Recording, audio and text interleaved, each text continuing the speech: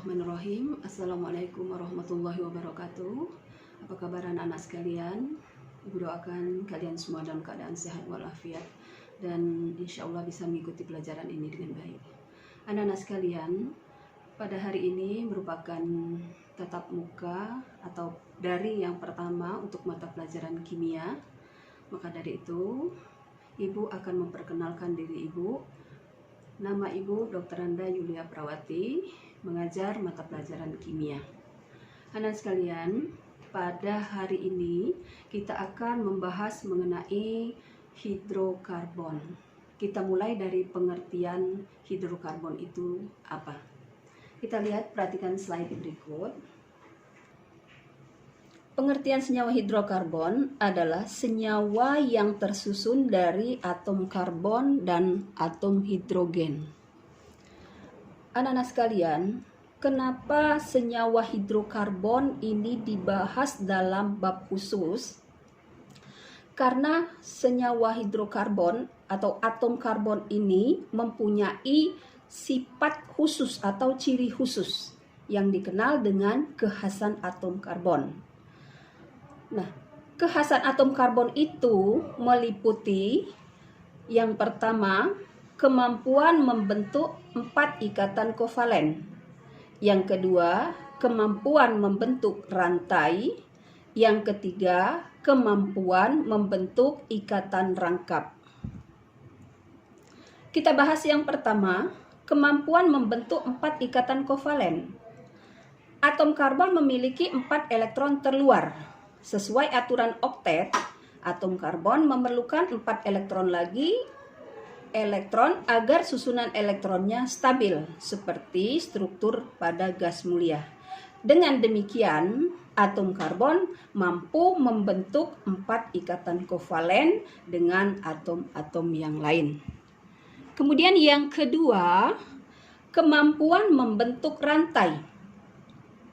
Atom karbon mampu berikatan dengan sesama atom karbon dan membentuk suatu rantai karbon.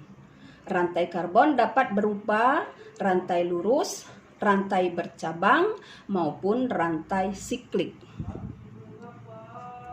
Yang ketiga, kemampuannya membentuk ikatan rangkap. Atom karbon dapat membentuk ikatan rangkap, baik ikatan rangkap 2 maupun ikatan rangkap 3 antar atom karbon dengan beberapa atom yang lain. Sekarang Ibu akan membahas mengenai kekhasan atom karbon mulai dari yang pertama dan seterusnya sampai dengan yang ketiga. Kita mulai dari pembahasan mengenai kekhasan atom karbon. Yang pertama, kemampuan membentuk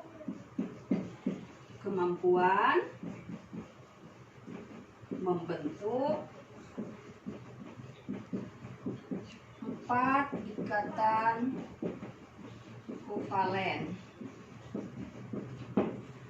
Nah, timbul pertanyaan di sini, mengapa atom karbon dapat membentuk 4 ikatan kovalen? Kita lihat, berdasarkan konfigurasi elektron, atom karbon mempunyai nomor atom 6, maka konfigurasi elektronnya pada kulit pertama itu 2 elektron, pada kulit kedua itu 4 elektron. Maka kita bisa menggambarkan struktur Lewisnya. C ada 4 di sini, berarti dia punya elektron 4. Nah, jadi karena dia punya elektron keluarnya 4, berarti untuk berikatan membentuk ikatan kovalen, dia butuh 4 elektron lagi untuk berikatan. Katakanlah dia berikatan dengan hidrogen. 1, berarti kulit K-nya 1. Jadi hidrogen itu punya 1 elektron valensi. Sekarang kita gabungkan ketika karbon bergabung dengan hidrogen. Ketika dia bergabung, karbon tadi mempunyai 1, 2, 3, 4. Hidrogen tadi punya 1 elektron. Anggaplah kita di sini kita gunakan semua, berarti harus ada 4. Maka yang terbentuk di sini C 1, 2, 3, 4.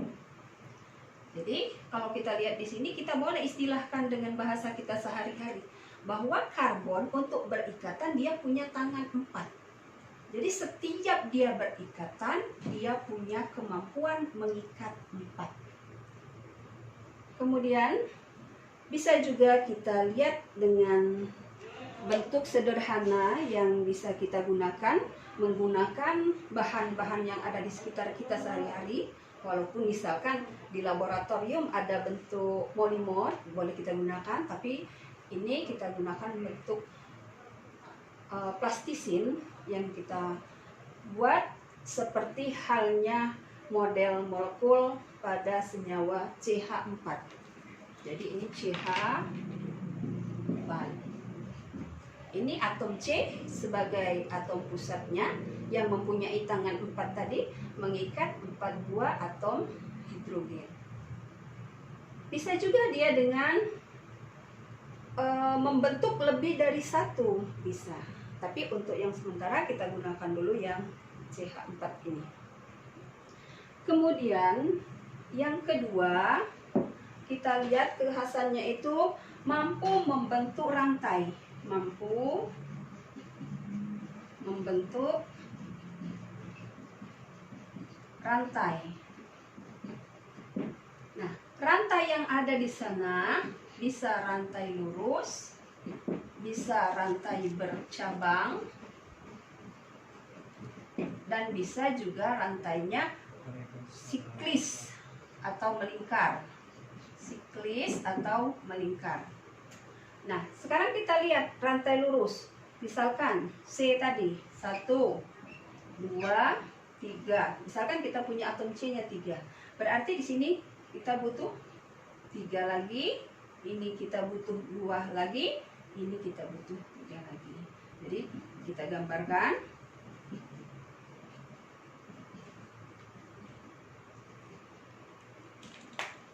Jadi bentuknya menjadi di sini CH3,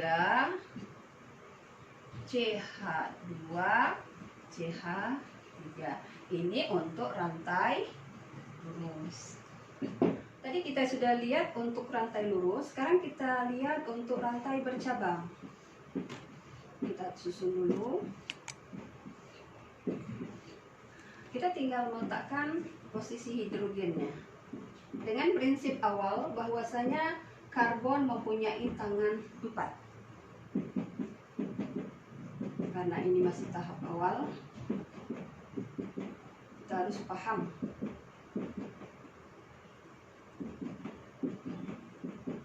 Sini 3. Jadi bentuknya menjadi CH3, CH2, CH2, CH2, CH, kemudian ada CH3 dan CH3. Jadi semuanya lengkap. Tangannya 4. Ini termasuk rantai bercabang.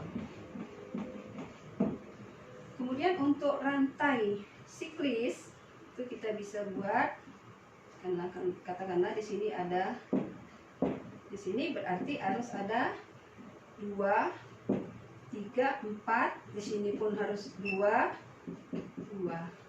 Jadi 2 yang sudah digunakan hidrogennya berikatan 1, 2, 4. Ini pun sama. Jadi ini siklis atau siklus atau melingkar. Jadi ini 3 macam rantainya. Ada rantai lurus, ada rantai bercabang, dan ada rantai siklis atau melingkar. Kemudian yang ketiga, kemampuannya membentuk ikatan rangkap. Membentuk ikatan rangkap. Kemampuan membentuk ikatan rangkap sama seperti yang tadi. C tetap dia punya tangan 4. Anggaplah di sini posisi ikatan rangkapnya. Di sini sudah 2 digunakan, berarti 1, 2. Yang ini sudah 3 digunakan, masih sisa 1. Ini baru 2 digunakan, ini masih 3. Oke.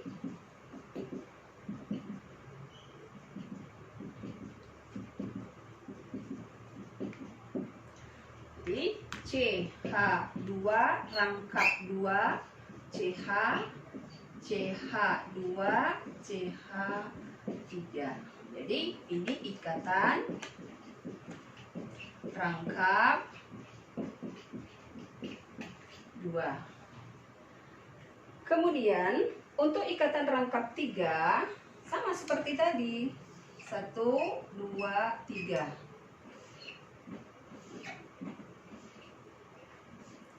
3 sudah digunakan, berarti masih sisa 1. Ini sudah 3, 4. Cukup.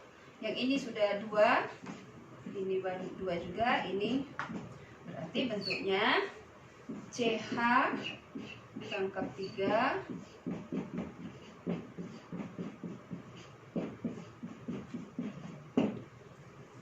ini berarti ikatan rangkap 3. Berdasarkan pembagian atom C-nya tadi, ada atom C primer, yaitu atom C yang mengikat satu atom C lainnya. Nah, maksudnya gimana? Kita perhatikan. CH3, CH2, kita ambil rantainya yang pendek saja. Kita lihat ini nomor 1, 2, 3. Nah, atom C nomor 1 dia mengikat nomor 2 saja, berarti dia primer. Jadi atom C nomor 1 itu primer. Sedangkan atom C nomor 2 dia mengikat nomor 1 dan nomor 3. Oh, berarti dia tidak termasuk yang primer. Kemudian yang nomor 3 juga mengikat satu atom C yang lain. Berarti nomor 3, nomor 1 dan nomor 3 berarti dia atom C primer. Kemudian yang kedua, atom C sekunder, yaitu atom C yang mengikat dua atom C lainnya. Nah, seperti yang sudah dicontohkan di atas, Ibu ulang lagi, Ibu pindahkan lagi ke bawah. CH2, CH3. Jadi nomor 2, atom C nomor 2 ini adalah atom C sekunder. Jadi atom C sekunder. Karena dia mengikat nomor 3 dan nomor 1. Kemudian yang ketiga, atom C tersier, yaitu atom C yang mengikat 4 atom C lainnya. Kita lihat sini. CH2,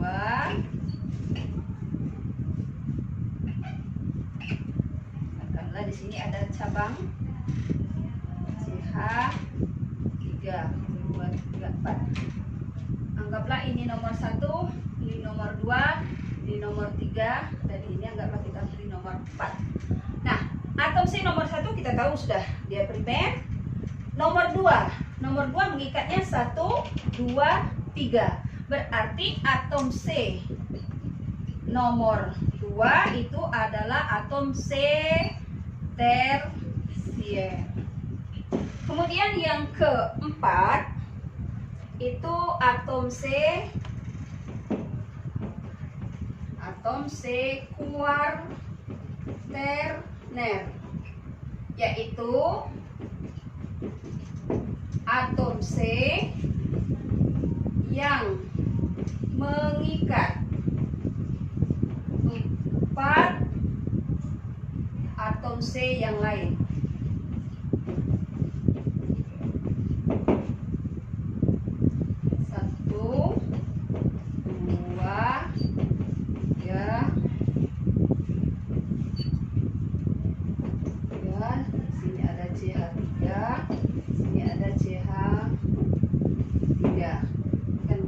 1, nomor 2, nomor 3, nomor 4, 5, dan 6.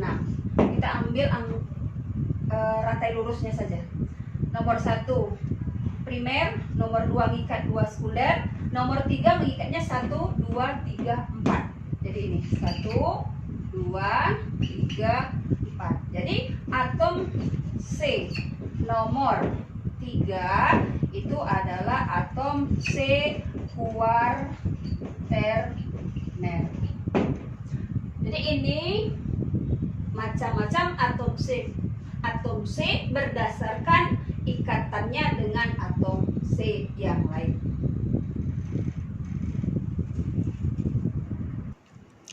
Anak-anak, untuk lebih jelasnya mengenai pengertian atom C primer, sekunder, dan tersier, anak-anak bisa perhatikan slide berikut.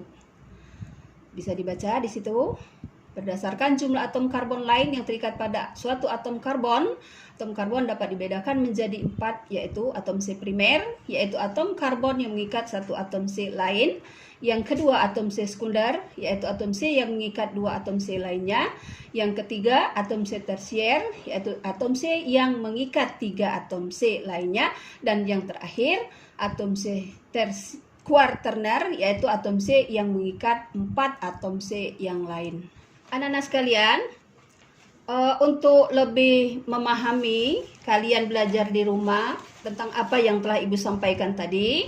Silahkan kalian buka buku paket halaman 8, itu soal review. Silahkan kerjakan soal nomor 1 sampai dengan 3. Tagihannya Ibu tunggu lewat grup WhatsApp. Anak-anak sekalian, demikian penjelasan Ibu mengenai materi kita pada hari ini tentang hidrokarbon, khususnya mengenai kekhasan atom karbon. Semoga kalian semua dapat memahaminya dan dapat mengerjakan tugas yang telah Ibu berikan dengan baik. Lebih kurang Ibu mohon maaf atas penjelasannya. Kepada Allah Ibu mohon ampun. Billahi taufiq wal hidayah. Wassalamualaikum warahmatullahi wabarakatuh.